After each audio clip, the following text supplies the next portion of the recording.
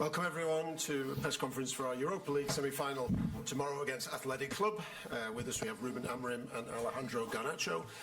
Please wait for the microphone and identify who the question is for. Start with Simon.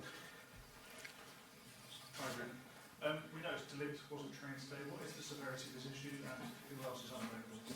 It's not a big issue. That is a good thing. He cannot play tomorrow. Will not play on Sunday, but then we will check day by day. We will see. The rest, I think, Aiden doesn't recover. Toby is not available. I think that's it. Obviously, you've got a big lead going into this match, but we've seen some negative home results this season. So how important is it? That is clear, because also if you look at our season, anything is possible. So we have to understand that one goal can change everything, the momentum of the game. One sent off, you saw it 1 week ago. So we are prepared to fight to win the game, not to thinking about the result. Of course, that matters in the way we are going to do things, especially when we start the game, but of course we are thinking about winning the game. Question for Alejandro, if I may. You've started the last 13 games. It's clear how important you are to the manager, to the club. There's been a lot of speculation over your future, but do you expect to be at Manchester United next season? Do you want to be at Manchester United next season? Yeah, obviously, as a footballer, you always gonna read and listen some rumors about the future, but I have contract here until 2028, so I'm happy here. The manager obviously took you out of the team against Manchester City a few months ago, but you've been in every squad since then. Have you done anything differently in terms of the way you approach games, training? Because it's been clear to everyone watching you how hard-working you are. Yeah, obviously we know you have to work hard to be even in the squad. And then I just have to train well every day, and I will be available for all the games. Ruben, there's been a lot of speculation over the last 24, 48 hours about Bruno Fernandes and his future. Alejandro has mentioned there's a lot of rumours around. What is your view of Bruno Fernandes and his importance to this team and this squad, not just for the next 2 weeks, 3 weeks, but going forward? I think it's easy to understand that, not just because of the numbers, but the way he plays, the importance that he has during his 5 years, I think, here. He's a top player.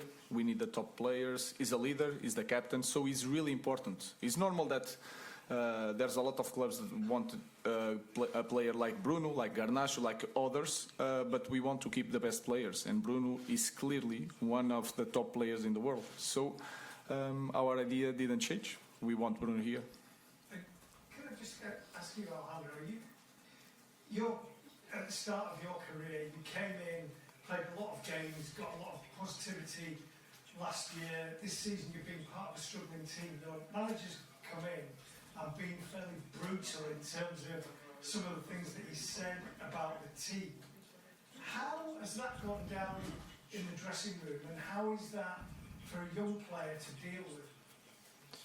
Yeah, I think it's not easy when in middle of the season you change, for example, the manager and all the stuff.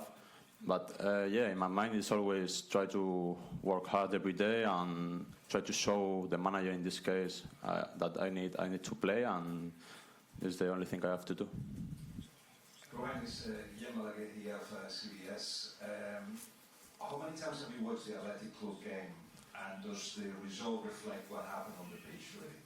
I think I watched a lot of time, the 30 minutes, the first 30 minutes, and I forget the rest, because you cannot prepare a game with 11 against 10, with 2-0 in that moment. So I watched, and I felt that, again, I had the feeling that they were really intense, but most of the opportunities was a little bit our fault. We lost the possession. It was hard to find some plays that they build up since the defense, the midfielders, the offense, and they create the chance. It was more like we have the ball, we lose the ball, we have problems. So we could show to the players that sometimes we have one idea that 30 minutes with a lot of problems, and we try to describe slowly and to show to the players why we had that problem. So we watched quite a few times, and we showed to the players the simple moments to show why we had so many problems in the first 30 minutes. Question for Alejandro, mate. You're one goal involvement away from matching Cristiano Ronaldo's record at this club when he was 21, 25 goal involvements in the Premier League. I just wondered what kind of example does that set to you? What parts of your game do you think you need to improve to keep going the path that you are? But I'm not focused on the numbers. I think when Cristiano played here, it's a different football, a different type of games. I just try to help the team and try to win games. And obviously, misses chances and things like this. For example, we are training really hard. Me, Rasmus, all the strikers in the team. So I think we are improving, and we will try to do better. Do you have this kind of conversation with Rasmus about when to pass the ball, when to you pass the ball yourself? I speak.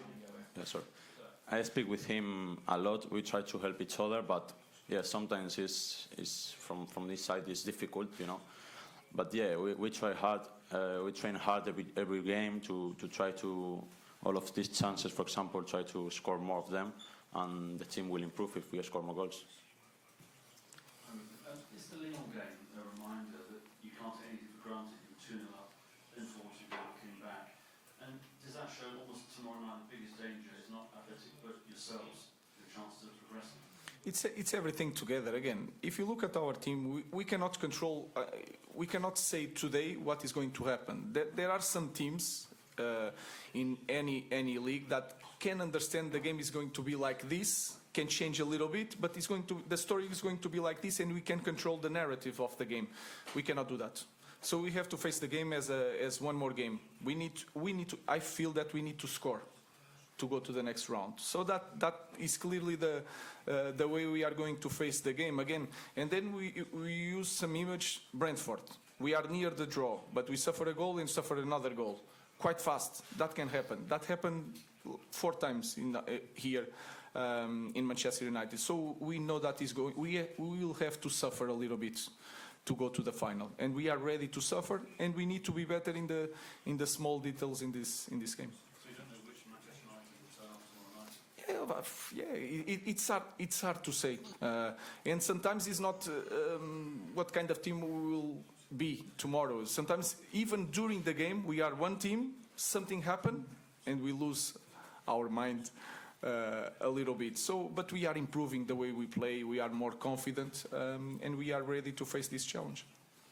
Ruben, I appreciate it's always about the collective and the team, but I know you played in a European final, the Europa League, almost 11 years ago. But as a manager, this will be the first time you manage in a European final and get United. That's on a personal level. How much would it mean to you as a managerial achievement to get there, despite all this going on with the season? The meaning is you have to win it. As a manager, is not like the same as a player. You want to play, you want to enjoy. When you are a manager, you have to win it, because if you lose in the final, it will hurt even more, especially in this kind of season. So we have to win it, but for that we need to focus on the semi-final. So I think it's different from coach to a player. But we need to focus first in our semi-final, and then we'll think about the final. And just a quick word on Athletic. They're travelling without Nico and Inoki, Williams and Sanchez as well, so how big of a blow could that be for them, especially because they need to score something? It doesn't matter. For us, it doesn't matter. For us, it's the top team of Athletic. I understand that it's hard to play with key players, but for us, it doesn't matter. We need to go to the game. It's a final for us, so we need to go to the game and try to win the game. Paul. Arsene Wenger was talking about the Europa League the other day said that UEFA should review the procedure for the finalists. The finalists should go back into the Europa League or the Champions League. Is that something you disagree with? Because you obviously, that's quite a long way to go. No, I don't have nothing to... I just know the rules. If people want to change the rules, by all means. But these are the rules. And the rules are, if we win Europa League, we go to Champions League. So we follow just the rules. I don't think a lot about that. I know that Champions League should be for the teams that are champion or the best teams on the league. But they find out this way of promoting this kind of competition. So we just follow the rules and try to manage this end of the season with that. So we cannot go for by the Premier League. We follow the rules and go and try to go for the Europa League. We'll take some from visiting media. Yes, Jonas Gerdes, RTL Germany. Ruben, a few weeks ago, in a moment of big frustration, you labeled the team as maybe the worst one in club's history of Manchester United. From today's point of view, now being close to reaching the final, what do you think about this quote? Thank you. I think you have to see the quotes in the moment, so things can change. And for me, in that moment, and if you look to Premier League, I think we are the worst. Since I arrived, we are the worst team in terms of the results in Premier League. That is my idea. In the end of this season, we can be the worst team in Premier League in history with the European title. So we will not change nothing. We know that this season was really disappointed for everybody. Nothing is going to change. So in that moment, sometimes I have to think a little bit more. But I felt that, and I still feel that this season was the worst in the... I don't know in history, but for sure in the last, 50 years, I don't know. I have no idea. Thank you. Just one question to the player, because if a manager is talking like this, what's going on in your mind hearing this kind of quotes? And what's going on in the locker room? In terms of what, sorry? In terms of these drastic quotes, like being the worst team. Yeah, we know we are not doing a great job in the Premier League, but the manager said before we follow the rules, and now we have for us it's a final. Tomorrow we're gonna face the game like if it's 0-0, and we'll try to win the game, not just the global. And yeah, then if we win the Europa League, we will be in the Champions League, and then we can face the next season with a better mentality and different way. Okay, one there.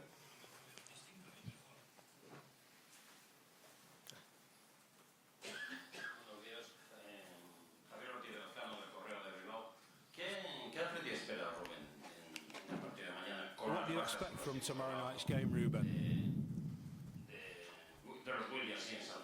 And with the Williams brothers missing? The idea of the team don't change. Of course, if you look at the game, Berenguer could play on the left. He's a different player from Nico. He's playing more inside, make a different movement.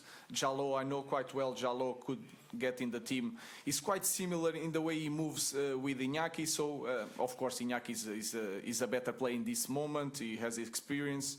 Sunset is a player that they don't have with that characteristics. He could play Gomez. Gomez is a left foot, could change the side. So I think the idea of Athletic will not change, but the characteristics of the players will change. And that is important for us to know, to understand better the game. So it's going to be a strong team with a strong identity, with some players that are not playing so much. And that's it. That happened in any team. Okay, in the middle.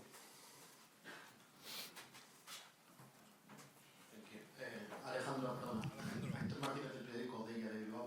Creo que tienes una relación con Pachi Alonso, con un aficionado del Athletic. No sé si te ha cambiado algún mensaje, en redes te sigue. ¿Qué te dice? ¿Cómo lo está viviendo él? ¿Y qué te dice? ¿Cómo lo vives tú también desde la que te toca con el ¿En español o en inglés?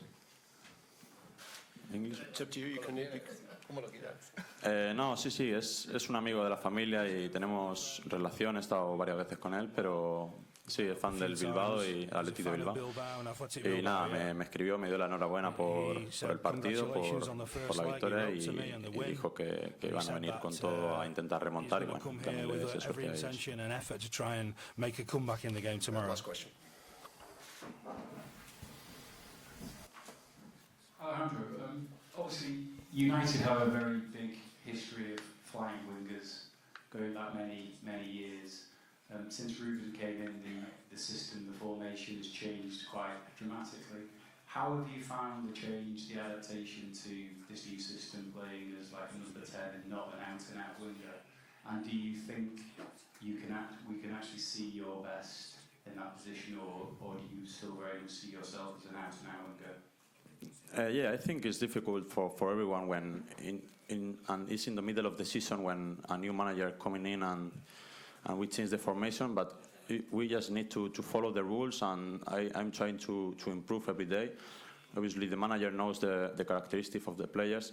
If you see the games, too many times I play, for example, wide on the wing, and the wing back is coming inside. So we will try to do, depends of the players we have, and yeah, I think we are improving as a team also.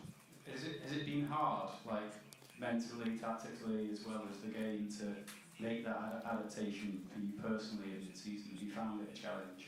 Yeah, I think it's a little bit hard, but it's just the mentality, you know. I think the first two months, when I think November, December was very difficult for me. But yeah, my mentality is to keep working, to keep trying, and show to the manager and all the stuff that I have to play, and that's it. We'll leave it there. Thank you. Thank you.